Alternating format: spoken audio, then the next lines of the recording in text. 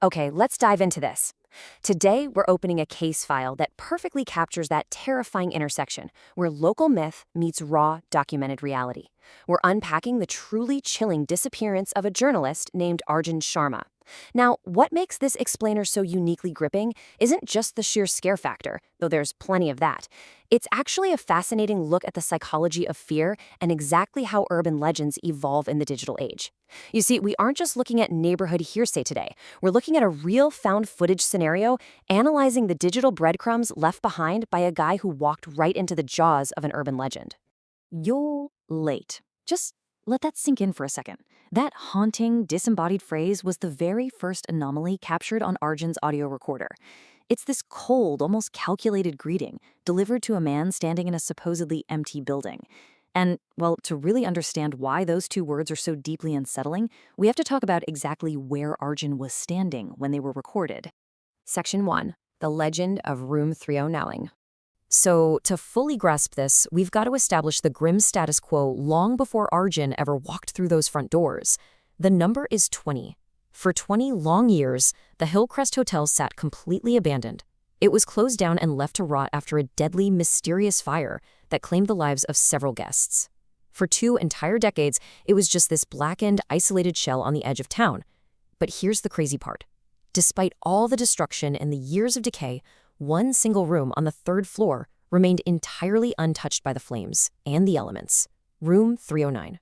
Now, what's really interesting about this legend is just how specific its parameters are. The Curse of Room 309 wasn't some vague, run-of-the-mill ghost story.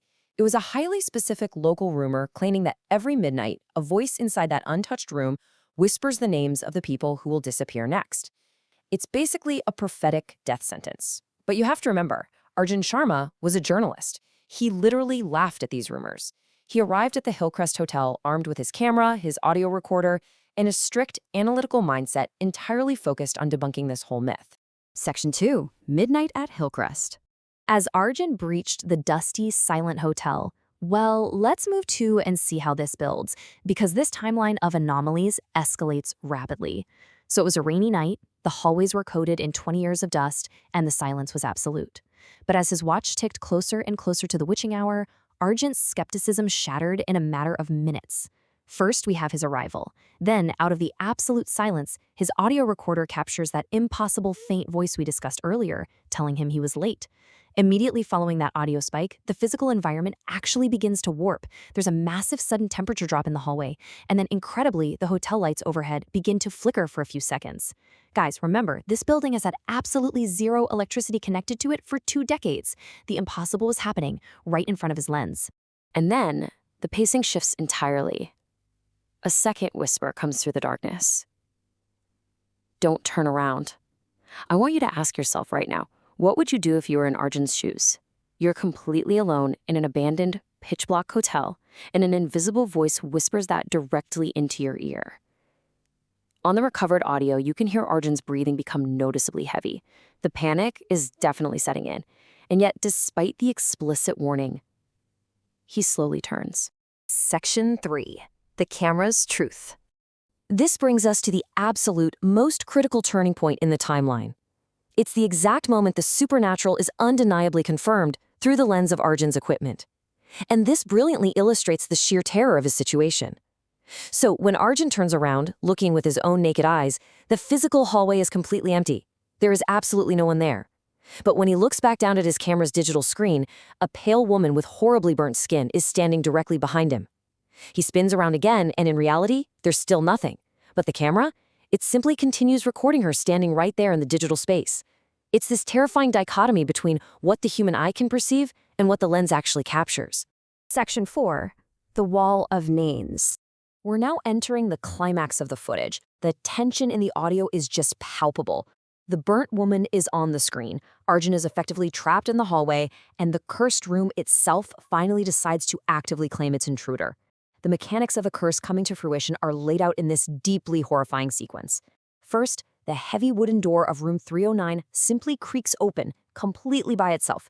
Through the lens, Arjun pans the camera inside, and you see that the walls aren't covered in a wallpaper pattern, they're covered in hundreds of names, deeply scratched into the surface. And then, right at the very bottom of the wall, a fresh name begins to slowly appear. Arjun. Invisible fingers are actively carving Arjun Sharma right into the plaster as he watches. As his name is finished being carved into the wall, the recorder picks up one final grim sentence. Now, your voice belongs here. Immediately following this, the footage becomes incredibly violent. The camera is seemingly knocked right from his hands, it crashes hard to the floor, and the video feed just cuts out entirely.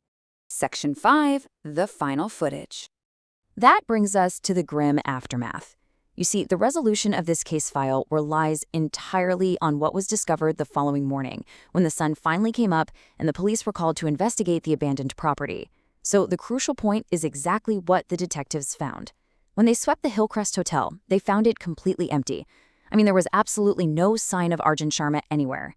The only thing left behind was his camera, still sitting on the dusty floor of the hallway, exactly where it fell. Detectives took the equipment back to the precinct and reviewed the recovered footage that we've just stepped through together. But the true horror came at the very end of their review. When they isolated the audio from the end of the recording, they heard a brand new whisper echoing from room 309. The voice whispering from the darkness wasn't the pale, burnt woman anymore. The curse had completed its cycle. The voice whispering, "You're late," was Arjun's. His voice had literally been added to the room. He had become the new herald of the hotel's curse, weeding in the dark to greet whoever foolishly crosses the threshold next. Which leaves us with this lingering, relentless sense of dread. If Arjun, the ultimate skeptic, was pulled into the walls of the Hillcrest Hotel simply for trying to observe it, then the curse is clearly still active, is still hungry, and it's still whispering at midnight.